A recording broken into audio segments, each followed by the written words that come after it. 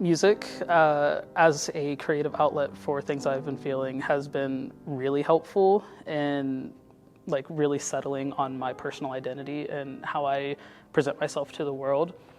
I came out as trans back in 2016, and I very baby trans. I had no idea what the hell I was doing, and I didn't know how to express what I was feeling in any way other than writing it down in music, because I'm horrible with words, but give me 8 notes, I got it. I'm Elias Simpkins, and I'm a violinist and composer. My sophomore year of college, 2017, I had never taken any sort of music theory class or anything. That was my first time ever. I was in Music Theory 1 with Charlie Wilmoth. And I absolutely adored that class. Just learning the theory behind the music, stuff that I had never really learned before. I thought it was so interesting, and I told my lesson teacher at the time that I was considering adding a major, because at the time I was a biochemistry and molecular biology major. And I talked to my lesson teacher about it. She told me to talk to Dr. Bates about it. He told me to talk to Dr. Merkowitz about it.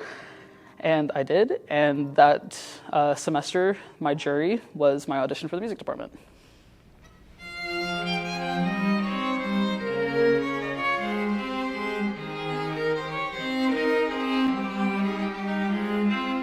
I downloaded MuseScore 2, that's how old it was, back in like 2015 or something, and I would just go in and write stuff.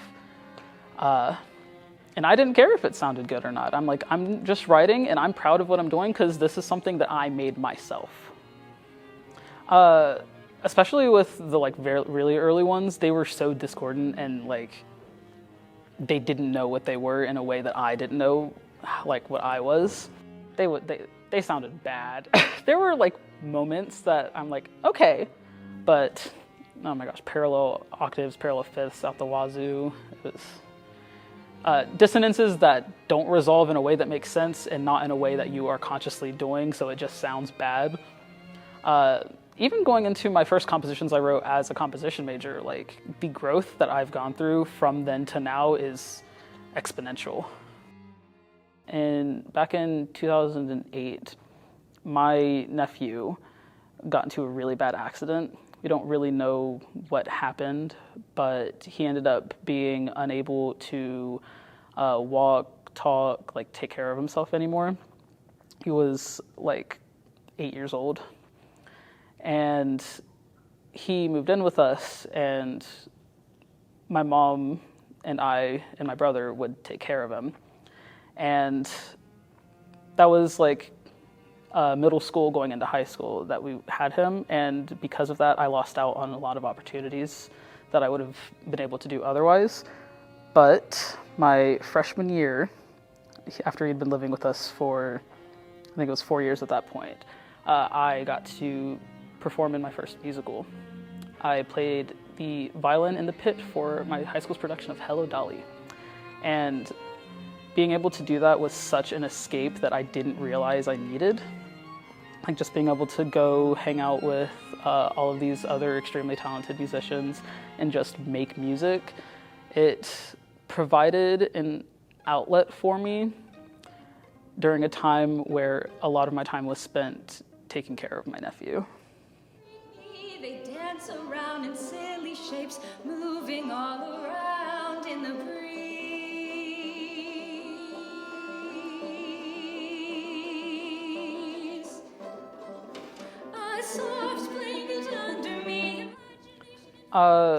Most recently, a piece got shown on Sunday called I Am Okay, parentheses, Growing Up. I have been thinking about the passage of time and how strange it is that the moments that we go through in our childhood, we don't think of that in the moment as that's our childhood. And one of the lyrics in the piece is blink and you'll miss it.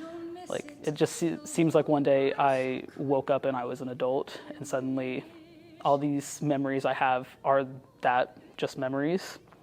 And being able to write a piece that like conveyed my feelings on that it's an excellent outlet to be able to do that. I would love to get commissioned by a major orchestra somewhere. That is 100% a goal of mine. I would love to see my music performed by some big orchestra, maybe not like the New York Philharmonic, but how awesome would that be, right? Oh my gosh. I think being here and like having a lot of peers too that are like composing, writing for each other, we're all performing each other's pieces. I think that environment is really important for up and coming composers. You are